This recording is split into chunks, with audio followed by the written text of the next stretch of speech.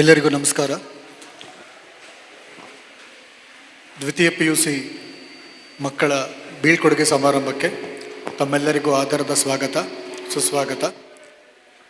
ಈ ಒಂದು ಬೀಳ್ಕೊಡುಗೆ ಸಮಾರಂಭದ ಮುಖ್ಯ ಅತಿಥಿಗಳಾಗಿ ಆಗಮಿಸಿರುವಂತಹ ಕೃಷ್ಣಮೂರ್ತಿ ಸರ್ ಅವರಿಗೂ ಮತ್ತು ನಮ್ಮ ಆಡಳಿತ ಮಂಡಳಿಯವರಿಗೂ, ಶಾಲಾ ಆಡಳಿತ ಮಂಡಳಿಯವರಿಗೂ ನನ್ನ ಹೃತ್ಪೂರ್ವಕ ವಂದನೆಗಳು. ಈ ಕಾರ್ಯಕ್ರಮಕ್ಕೆ ನಾವು ಅತಿಥಿಗಳನ್ನು ಕರಿಬೇಕು ಅಂತ ಅಂದ್ಕೊಂಡಾಗ ದ್ವಿತೀಯ PUC ಮಕ್ಕಳಿಗೆ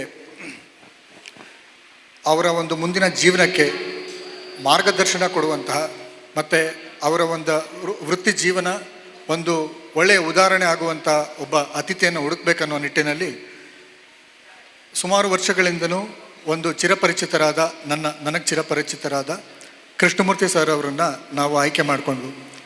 ಯಾಕೆ ಅಂತಂದರೆ ಕಳೆದ ಒಂದಷ್ಟು ವರ್ಷಗಳ ಒಂದು ಪರಿಚಯದಲ್ಲಿ ನಾನು ಅವರಿಂದ ಕಲ್ತಿರೋವಂಥದ್ದು ಏನಂದರೆ, ಅವರು ತಮ್ಮ ಪ್ರೊಫೆಷನಲ್ಲಿ ಟೈಮಿಗೆ ಕರೆಕ್ಟಾಗಿ ಬರ್ತಾರೆ, ಶಿಸ್ತು ಸಂಯಮ ಇದಕ್ಕೆ ತುಂಬ ಹೆಸರುವಾಸಿಯಾಗಿರುವಂಥವ್ರು. ಮತ್ತು ಒಂದೇ ಸಂಸ್ಥೆಯಲ್ಲಿ 25 ವರ್ಷ ಪೂರೈಸಿರುವಂತಹ ಪ್ರಾಂಶುಪಾಲರು.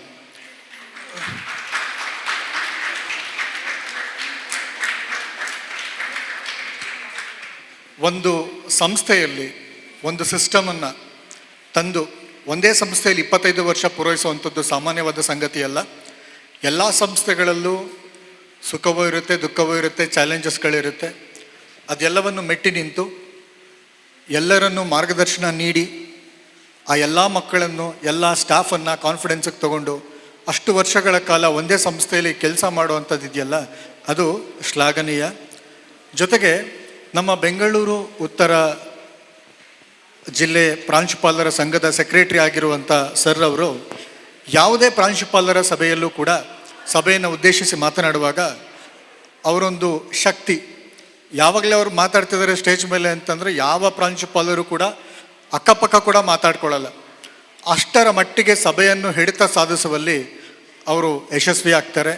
ಅವರ ಮಾತುಗಳು ಒಂದೊಂದು ಕೂಡ ಕೇಳ್ತಾ ಇದ್ದರೆ ಇನ್ನೊಂದಷ್ಟು ಮಾತು ನಾವು ಕೇಳೋಣ ಅಂತ ಅನಿಸುತ್ತೆ.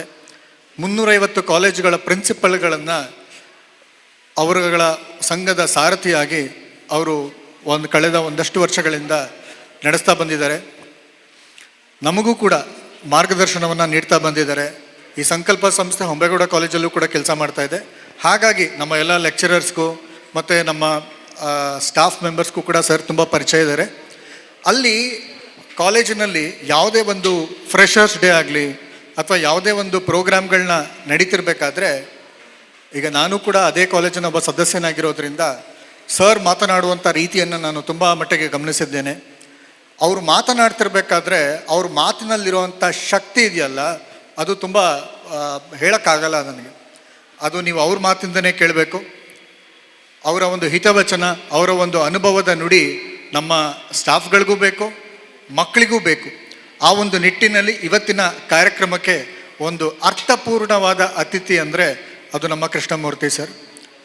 ದಯಮಾಡಿ ಸರ್ ಅವರು ಇವತ್ತು ನಮ್ಮ ಮಕ್ಕಳಿಗೆ ತಮ್ಮ ಅನುಭವದ ಹಿತವಚನಗಳನ್ನು ನೀಡಿ ಅವರಿಗೆ ಮಾರ್ಗದರ್ಶಕರಾಗಿ ಇರಬೇಕಂತ ಕೇಳ್ಕೊಳ್ತೇನೆ. ಜೊತೆಗೆ ನಮ್ಮ ಸ್ಟಾಫ್ಗಳಿಗೂ ಕೂಡ ಒಂದು ಒಳ್ಳೆಯ ರೀತಿಯಲ್ಲಿ ಒಂದು ಉತ್ತಮ ಟೀಚರ್ ಆಗಬೇಕು ಅಂತಂದರೆ ಯಾವ್ಯಾವೆಲ್ಲ ಕ್ಯಾರೆಕ್ಟರಿಸ್ಟಿಕ್ಸ್ ಇರಬೇಕು, ಯಾವುದನ್ನು ನಾವು ರೂಢಿಸ್ಕೋಬೇಕು, ಅದ್ರ ಬಗ್ಗೆನೂ ಸ್ವಲ್ಪ ಮಾರ್ಗದರ್ಶನ ನೀಡಿ ಸರ್. ಜೊತೆಗೆ ನಮ್ಮ ಎಲ್ಲ ಕುಂದುಕೊರತೆಗಳಿಗೆ ಸ್ಪಂದಿಸುವಂತಿರುವಂಥ ಮಲ್ಲಿಕಾರ್ಜುನ್ ಸರ್, ನಮ್ಮ ಎಲ್ಲ ಏನೇ ಪ್ರಾಬ್ಲಮ್ ಅಂದರೂ ಕೂಡ ನಾವು ಹೇಳಿದಾಗ ಇಮಿಡಿಯೇಟಾಗಿ ರೆಸ್ಪಾಂಡ್ ಮಾಡ್ತಾರೆ. ಜೊತೆಗೆ ನಮಗೆ ಮಾರ್ಗದರ್ಶಕರಾಗಿ ಯಾವಾಗಲೂ ಜಗದೀಶ್ ಸರ್ ನಮ್ಮ ಜೊತೆಲೇ ಇರ್ತಾರೆ, ಹೇಮಲತಾ ಮೇಡಮ್ ಕೂಡ ಇದ್ದಾರೆ. ಸೊ ಎಲ್ಲರೂ ಒಟ್ಟಾಗಿ ನಡೆದ್ರೆ ಈ ಒಂದು ಸಂಸ್ಥೆ ಮುಂದಿನ ದಿನಗಳಲ್ಲಿ ಒಂದು ಒಳ್ಳೆಯ ಸಂಖ್ಯೆಯ ವಿದ್ಯಾರ್ಥಿಗಳನ್ನು ಹೊಂದಿ ಒಂದು ಒಳ್ಳೆಯ ರೀತಿಯಲ್ಲಿ ರಿಸಲ್ಟ್ಸ್ಗಳನ್ನ ಕೊಡೋದ್ರಲ್ಲಿ ಯಾವುದೇ ಥರದ ಸಂಶಯ ಬೇಡ. ನಾವೆಲ್ಲರೂ ಕೂಡ ಒಟ್ಟಿಗೆ ಕೆಲಸ ಮಾಡೋಣ. ಇಲ್ಲಿಂದ ಓದಿ ಹೋಗುವಂಥ ಎಲ್ಲ ಮಕ್ಕಳು ಕೂಡ ಒಂದೊಂದು ಒಳ್ಳೆಯ ಹುದ್ದೆಯಲ್ಲಿ ಇರಲಿ, ಒಳ್ಳೆಯದಾಗಲಿ ಎಲ್ರಿಗೂ ಅಂತ ಕೇಳ್ಕೊಳ್ತಾ ನನ್ನ ಮಾತುಗಳನ್ನು ಮುಗಿಸ್ತೀನಿ. Thank you.